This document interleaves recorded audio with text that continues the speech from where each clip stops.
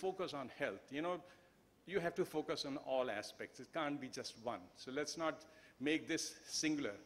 Even for a government department, innovation must be embedded in overall results. It can't be that, look, you just do innovation and we forget about your main purpose for which you were set up. So it has to be part of that. That is the second. Surveys. I don't know if it has been discussed. There are lots of surveys, innovation surveys. The problem is they are all ex post.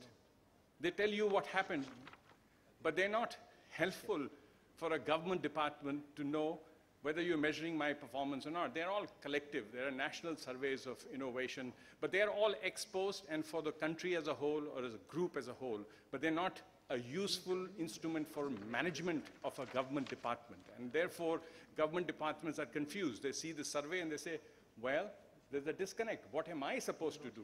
It's not my fault. They look around, someone's responsible, but not me. So it's no one's responsibility. It's like someone is saying that. So here is what we believe, and I'll just end with this. I have only 4 points, so this is the third one. You know, we believe that innovation is a matter of systems. You know, unless you have systems, and this is the wisdom that I have figured out, and we are working on that model, that innovations require 80% of it is because you have good systems, and then people deliver. Because after all, the same Indians are delivering outside, but not here. So clearly it's not the people, it is the system that we have here in this country that is not leading to the kind of results that we would want. Within the people, it is the leadership. Unless the leaders want it, innovations don't happen. The famous example of 3M, I don't know how many of you know, that is quoted in business schools. 3M stands for Minnesota Mineral Mining Corporation. It was a mineral company which was going bankrupt, and the chief executive sort of decided that he will turn it around, asked people to give everybody had to give an innovative idea, and sort of these post-it notes, etc., came out of those ideas. So he set up a system which became a great innovating company. Now, the determinants of innovation, I'll just go to the last one, which is what we are actually doing in the Government of India. So this was all a background. Given that in the Government of India, what we have decided is that we have about 89 departments. Each department enters into a performance agreement with the minister. It is a performance contract that the minister and the secretary to the government agree as to what will be done. We have decided that innovation is so important that all 79 departments have to have it in their performance agreement. This is what they have to have. Identify, design, and implement major innovation. That is part of their overall accountability now. In addition to producing water or whatever else they do, they have to focus. This is a mandatory indicator across all departments. So it is innovation by design, because initially you have to force, and then it will become a habit, and then people will start doing it. So we believe you can't just preach and say, be innovative. The second question they are asking the departments is, okay, if you want us to do innovation, define innovation. What is your success indicator? How are you going to judge us at the end of the year? So you have to be very precise. Otherwise, you say, do be innovative, and he comes and he says, yes, I have rearranged my chair, that's great innovation. How do you know that this is innovation, what is not innovation? So you need to really be specific, otherwise you will not get innovation.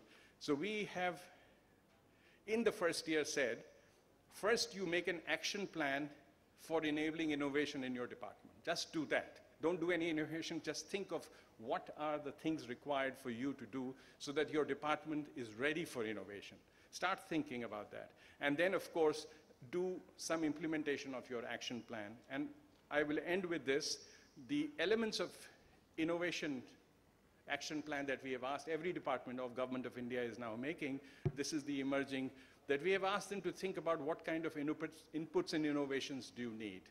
What kind of innovation processes that would be required and you would be changing?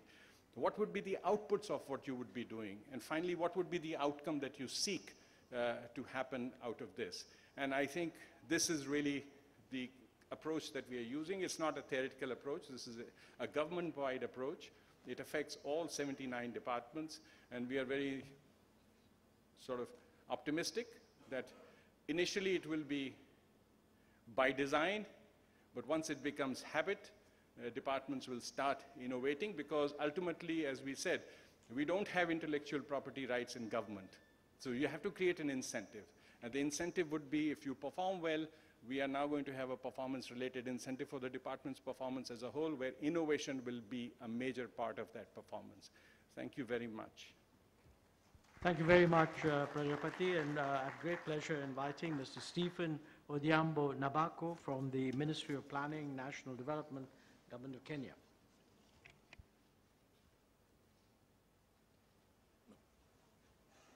You'll forgive me, I was a bit mixed up, but I'll say something what we do in Kenya to force the government change. As Petroda said, governments never want to change. But if you want the government to change, you must force it to change. And that's what I'm doing, to force the Kenyan government to change and adopt innovation. So what I've done in Kenya is that we have introduced what we call service delivery innovations as a performance target for every ministry and government department. And to make people like that, we have created a reward through what we call the Public Service Delivery Innovations Award. This is an annual event, and the results are announced at a public gala presided over by the President and the Prime Minister. And the staff of the department or the ministry who do better are given an extra salary. So my ministry has been doing that for the last 2 years, and I've been earning an extra salary at the end of the year, twice. Can you clap for me? The second thing we must do in government to adopt innovation is that we must undertake what we call business process reengineering. As Sam was saying, the governments are still living in the past, but they have really needs for the 21st century. So what we are doing in government is that we introduce that approach, and through ICT, we have forced them to adopt what we call change management approaches. The first one is that we are forcing the government through a department in the Office of the President called e-government to use what we call government unified communication systems, so that we don't have 1,001 servers for the government, but we have a common server, a common database for the government, and we all link to the common server, the common government data network. We are also trying to do what we call creating a team of service delivery innovation champions in every ministry. We identify people who act as change agents. Those are the people who champion innovations in government. And what we are doing is that we are trying to even train those people. But also, we are encouraging the government to use what we call web-based communication platforms,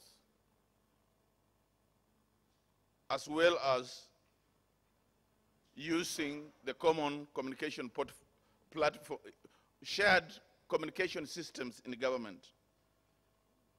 And when I reach in Kenya, the message I'm taking home for the government of Kenya to change is that as a major innovation in the government of Kenya, we are going to create a National Innovation Council. We don't have it, and we must learn from the success story of India. So governments must change. Government must use modern technology to improve communication.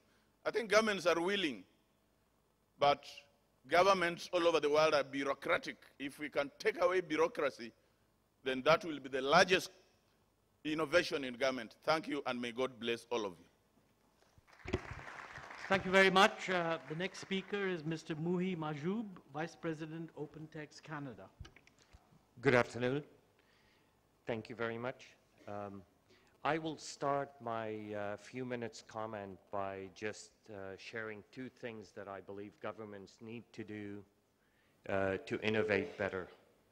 The first one is governments need to start soliciting feedback from their citizens. I truly believe the citizens will help governments in cities, in states, and in countries innovate better. The second one, governments need to open up their systems and their data to innovators so they could create solutions that could benefit the citizens. And I'll give few examples on each. But let me start by sharing with all of you the acceleration and the rate of change in technology that we have seen in the last 3 to 5 years passes what we have done in the past 60 years when the computer industry started in the late 50s, early 60s. If you think of what governments have done when the internet started in the early 90s, every one of the governments in every country was a latecomer to the game in producing services that they can offer to their citizens. The public sector didn't offer anything for the past couple of years on the internet. The private sector offered plenty of services to the consumers. E-commerce started, websites started, search engine came about, social networking came about. There are few statistics that will confirm this acceleration of change. A recent Gartner report, and Gartner is an analyst firm in the United States and they operate globally, they cited that by 2012, 1 billion individuals will use social networking around the world. But they also added that they will see an increase of 57% in the following 3 years, and by 2016, 1.57 billion users will be on social networking. To share with you what social media has done and to encourage our governments globally to leverage it to solicit feedback from our citizens. Social media last year or in the past 18 months recognized the revolutions and the change in governments that was happening in Libya, Tunisia, and Egypt, even before the governments was able to recognize that. We all heard of the stories of the executive from Facebook who was in Egypt when the change was happening. They changed governments of countries, yet our governments have yet to start using it to solicit the feedback from the citizens of what the government can do to better help them.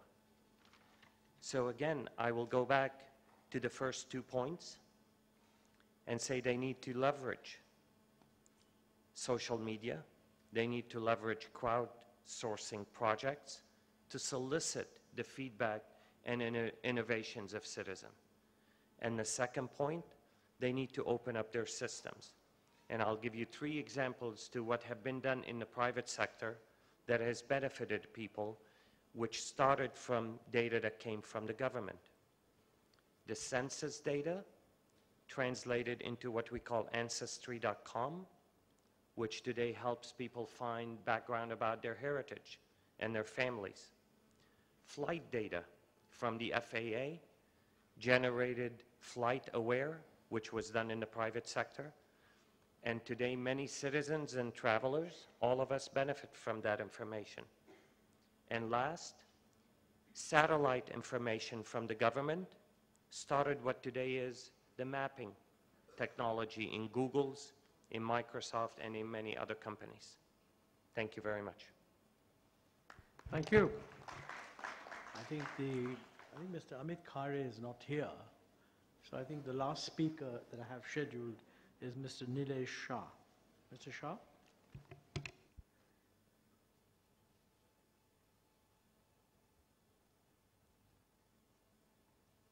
Well, he is setting up, let me just make a comment. It's my distinct pleasure to be the last speaker of the last session or on the second day on a Friday. So I have two challenges. I have to very quickly cover the material that I have while retaining your attention.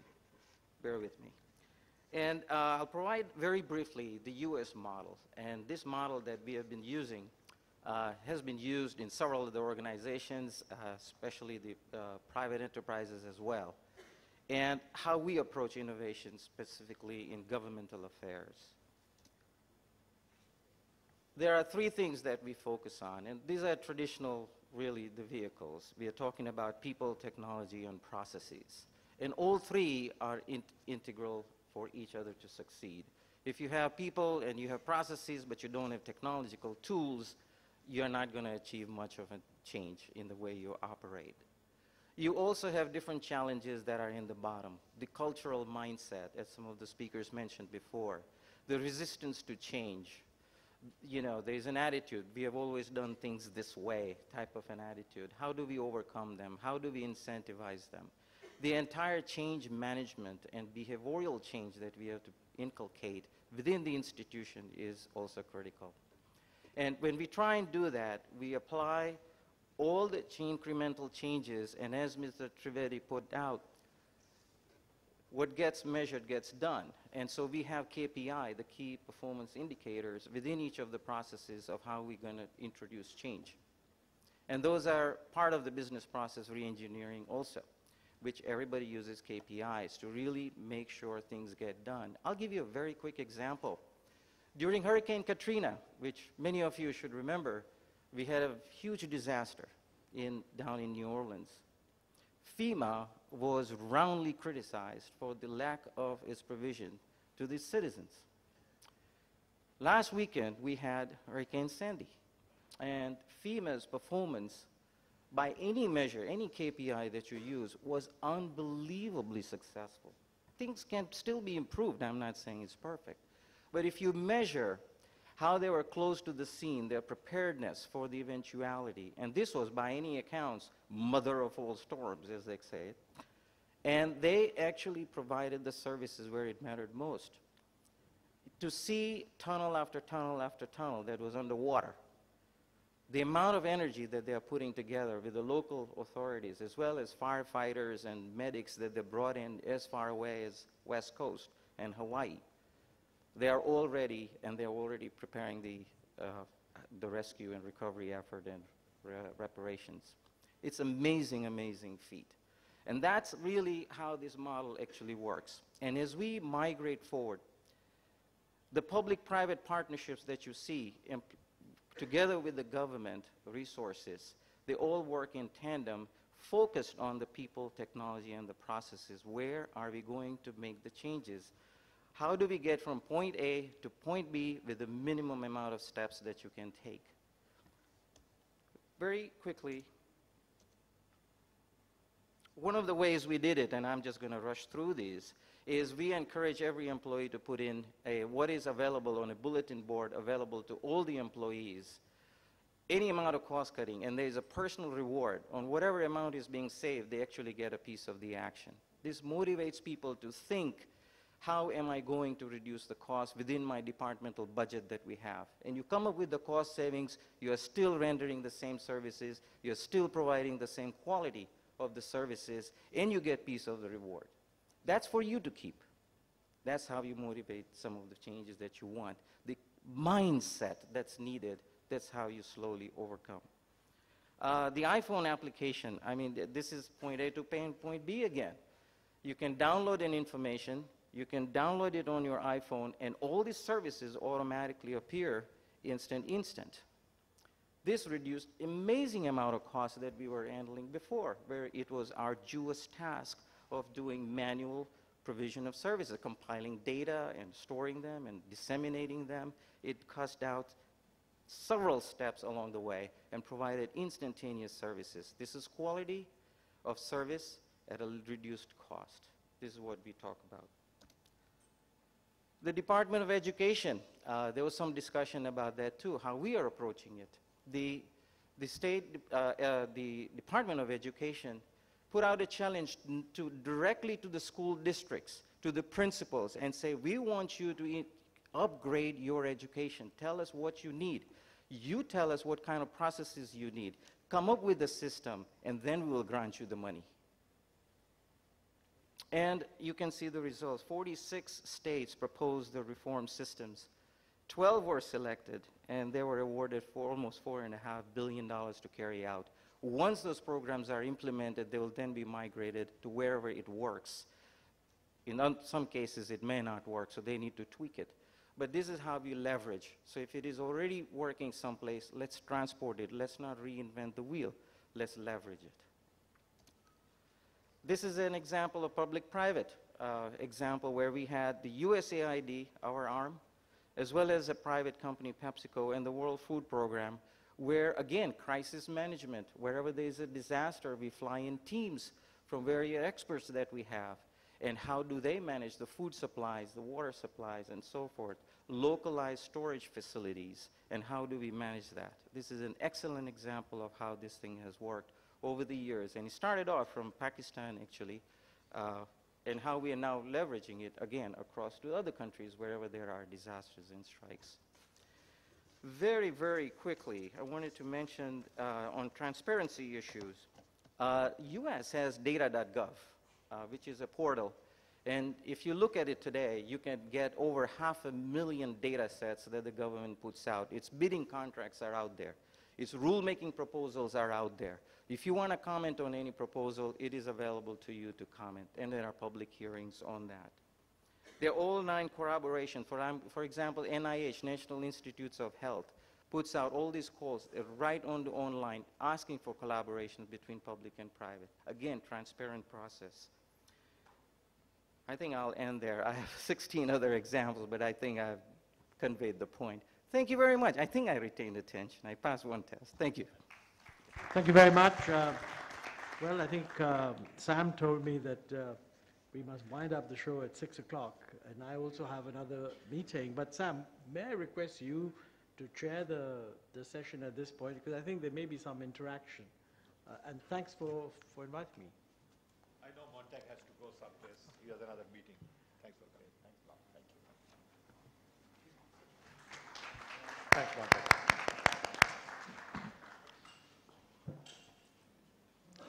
So can we spend maybe 5-7 minutes on the session, and then we can have a closing remarks.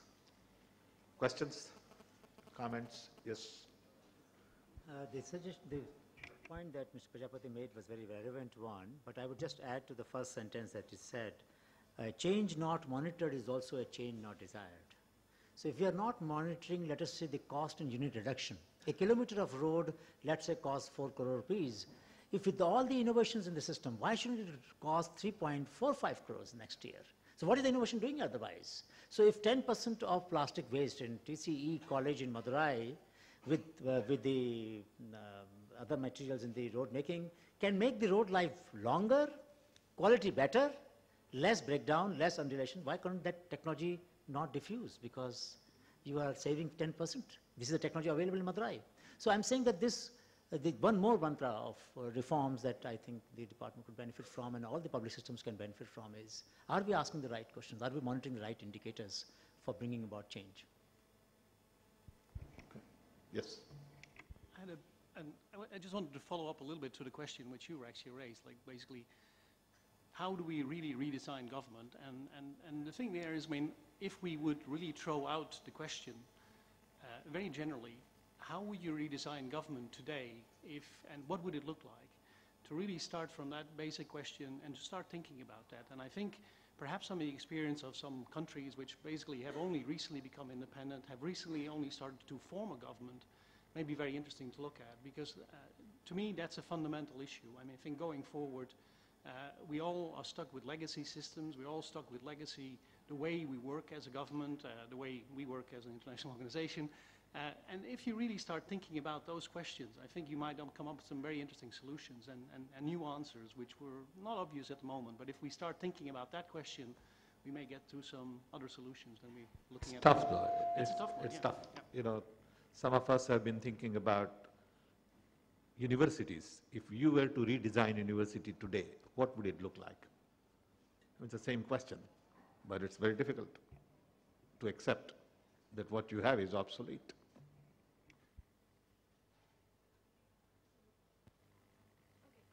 I'll just ask here, has the government of India thought of impact bonds?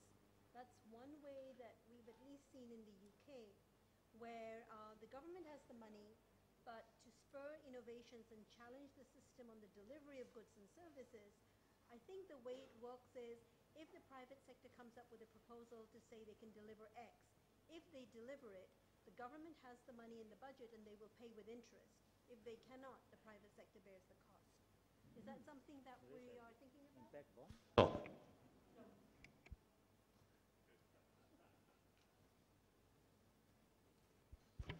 I mean, that's similar to performance contracting in a way. Another name for that is performance contracting. So that is very widespread in Government of India now, that for road maintenance, it's performance-based contracts, that if you only deliver, you get the money. So it is results-based management contracts. So call it impact or results, it is being practiced to that extent.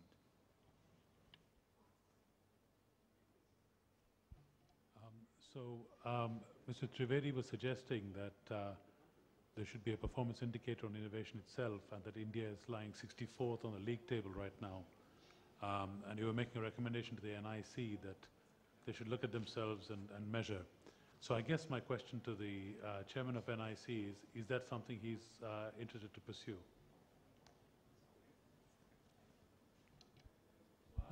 I was looking for an answer from you, Sam. Let me repeat it, which is that Mr. Trivedi was suggesting that India lies 64th on a league table of innovative countries, and he was suggesting that the NIC should look at itself and say, are we going to move up that league table? Is that a metric that you as chair would be interested to pursue? We haven't looked at it really. I mean, we haven't looked at that matrix because we have a lot more work to do at the ground level before we really look at that matrix, But something worth looking at. Maybe we should discuss at the National Innovation Council sometime. I have a very classical case where I have been personally involved in how innovation is killed because of some of the policies that we have. There was a Supreme Court judgment that for management of public distribution system, you have to have a uniform application across India. The application was developed by a government institute, and I studied the application with a big team, which was an open source, open standard, and we found there are a lot of flaws. So we proposed that we can develop a better application, improve on that and better application, and keep it in open source. It can be given. We were told that it has to be used same application. It should have been a similar functionalities and not same application. And this is killing the application, effective application for public distribution system. And with the same problem, with 2 years of effort, I have withdrawn this proposal from Government of Maharashtra. We will not work for this project. And this is killing innovation because if somebody else has better application, there is no access because somebody has already done, and there's a directive that you have to use the same application. This is happening in many cases. I can give n number of examples where there's a killing of innovation because somebody has done it, taken by the government as a benchmark, and somebody has got a better way of doing it. It's not possible. This is a little more complicated. Yeah. About it. Okay, it's like peeling onion. Okay, layer after layer, what you say, I can say you 10 other things and I'm sure you are wrong. And then you can say 5 things and I'm wrong. So it's just not worth, okay? See, I've been telling all my friends, you do not need talent to identify problems in India. It's very simple to identify problems. So don't identify problems. It's all known. you probably don't need even talents to suggest solutions to the problems. You really need courage to fight against the existing systems to implement solutions. It's that simple. Suhas? Thank you. Sam, earlier in your remarks, you, I think, nicely described the challenges of governments around the world of having age-old mindsets and processes to deal with 21st century problems, and how knowledge is power and that prevents change. I think there's another reason why change doesn't happen, which is very nicely depicted by the BBC's Yes Minister series, which is fundamentally what are governments around for, and why, and this also applies to the private sector. I think really in large organizations in the private sector and governments, the fundamental belief as to why they exist is to prioritize the avoidance of disaster rather than the creation of solutions. So it's a survival instinct. It's like the immunity system in a body. Even if you put a new organ into a body, which may be useful, the first reaction of the body's immune system is to kick it. So you need to create anti-drugs to that. So, and we see that in governments, but even in large corporations. I remember being an executive in some of these when you want to try to launch a new product to a new customer range. And the first thing people will tell you is, our existing customers don't like it. And it's not until your existing customers start to dislike you that you start to think about implementing something else. So, whereas the wisdom of crowds can excite someone in the valley, the thought of disaster makes governments wary of crowds. And perhaps a more sustainable solution, which is in keeping with the organization's ethos and culture of a government, of a large corporation, therefore, is to really look at what the government focuses on. So the government sticks to avoiding disasters by being involved in monitoring, regulation, in control, in authentication, and that the provision of services where you need the innovation, the implementation, the delivery, is outsourced to not-for-profits, private sectors, communities, and so on. Just a thought there. Thank you, Suhas. Can I just take 1 minute and talk about Suhas? I just got to meet him about a year ago. Fascinating individual. He lost his sight when he was very young.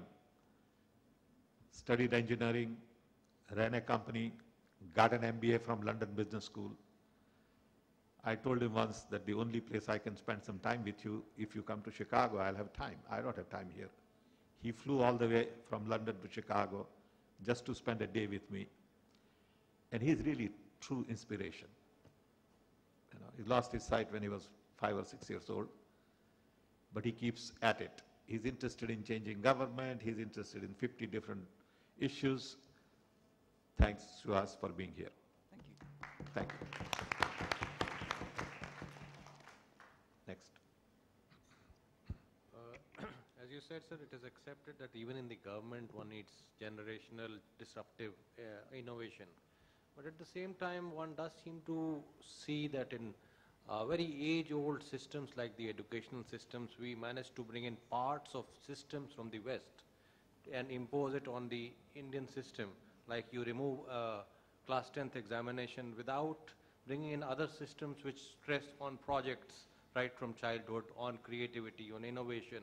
While you bring in one part of the system because of which it is innovation, but just for the purpose of innovation, it seems. Without studying for a considerable bit of time, why our 100-year-old system or 200-year-old system should be changed and in what manner? And if it should be changed, only part of it should be changed, or it should be thought through and then done.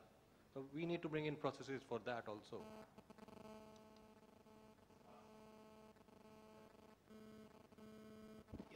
I cannot agree more with than with Mr. Trivedi on the need to measure impact. And as somebody being involved in this Global Innovation Index, which was mentioned, I want to put out a crowdsourcing kind of challenge here.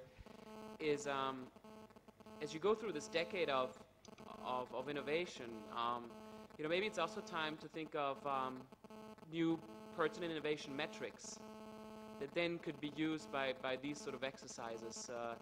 I think you have to, and I mentioned it in my talk, I think you have to explain the difference between these innovation systems that you're after and those that we know, from traditional innovation economics. And I think you might have to work on metrics anyway, even though you haven't thought about it now.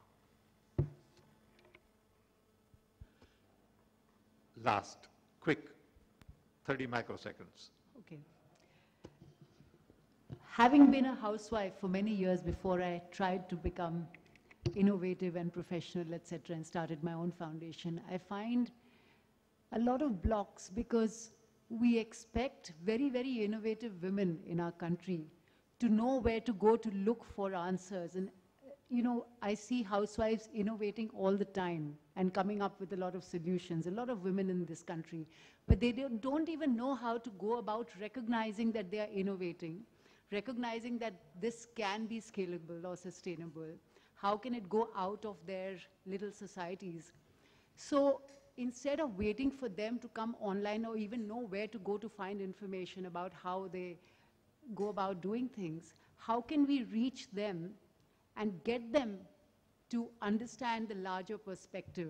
And how can foundations like ours or others help in that process to make it available to them, that basic education, to create awareness about how innovation can become sustainable and scalable?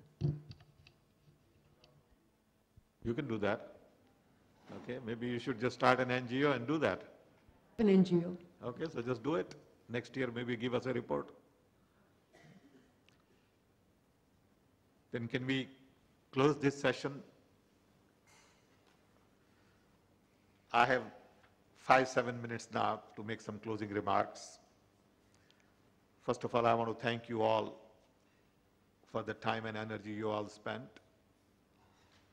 Thank our young team members for putting together a very interesting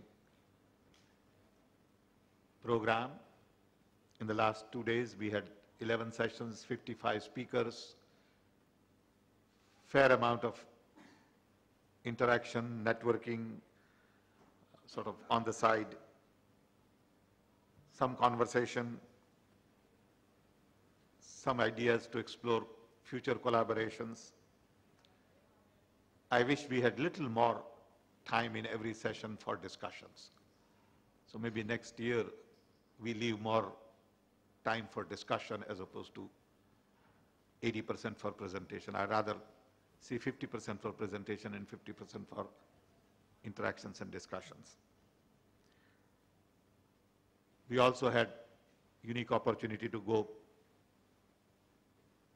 see the president and give him the report. I'm sure you have seen the report. Report is pretty impressive. I just went through it, and once again want to thank everybody who worked on this report. I had promised when we started that we will think about some concrete examples to take things forward. I have for your consideration 4 ideas that I'd like to propose to all of us to see if we can work together on these 4 ideas, and then when we come back next year, just review what we have accomplished jointly. First idea is on the open government. We already have a platform which was jointly designed by US and India for open government. This platform is being used now by India. US definitely is far along because of data.gov. 2 other countries are joining in, Rwanda, Ghana. 3-4 other countries have sort of asked to join in. So anybody who is here of the 15-20 countries we have had, we would like to work with them to see if they would like to join open government platform. It is free, a lot of work has gone into it, and we are offering this jointly, India and US. See if you want to work with us on opening your data and documents and use this open government platform. So that's one. For that, I would like to recommend Samir Mitra. Samir, can you stand up? To take the lead and coordinate with everybody. Whosoever is interested, give them information, documents, training, whatever they need to help them. Second idea was crowdsourcing innovation platform. There was great deal of interest to provide open source drug discovery platform for new areas of drug discovery. On this, 3 or 4 people can come together, recommend priorities, prepare a roadmap, and we are going to request Jakir Thomas from India side as the point person to drive this and take it forward, Jakir. Then there are 2 other areas, education and health. I believe a lot of information is already online in both of these areas, but you need to aggregate because it's a lot of junk out there. You know, you go search on a subject and you get 17 million documents. And what do you do with it? You know, I'm on the board at MIT on OpenCourseWare, and they have about 2,200 great courses, absolutely superb. But then there are others from Stanford and Japan and maybe, you know, IIT in India and lots of, and there's some good material. It's not that MIT is the only one with good material. So one big task, I think, for next couple of years is going to be aggregation. How do we aggregate material on these subjects? What is good material for math, science, physics, psychology, philosophy, anthropology, whatever, for various grades, K-12, vocational education, university education. We would like to put together a team, and whosoever wants to participate, we would like to welcome you to participate, to see if we can begin to aggregate good content on education as well as health. The other day I was talking to someone on nutrition. I said one of the concerns we all have is that we don't have good nutrition information for average citizen. How do we tell them what to eat, how much to eat, how, what is good, what is bad? You know, you go search for nutrition and you get too much information. Can we just get some simple messages for people?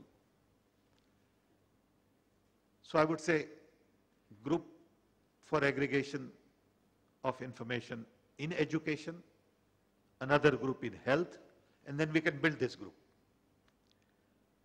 And I'm going to recommend Sukhman from our team to coordinate that. And then I'm sure these groups will expand and many more people will join and the process would begin.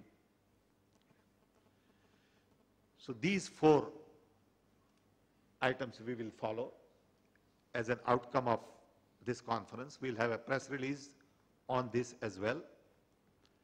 We invite you to join in this, help us, support us, and it will be useful to the global community. As you know, we also have a global Twitter press conference which begins at 7 o'clock, goes on for 90 minutes. It is going to be at my office in Planning Commission.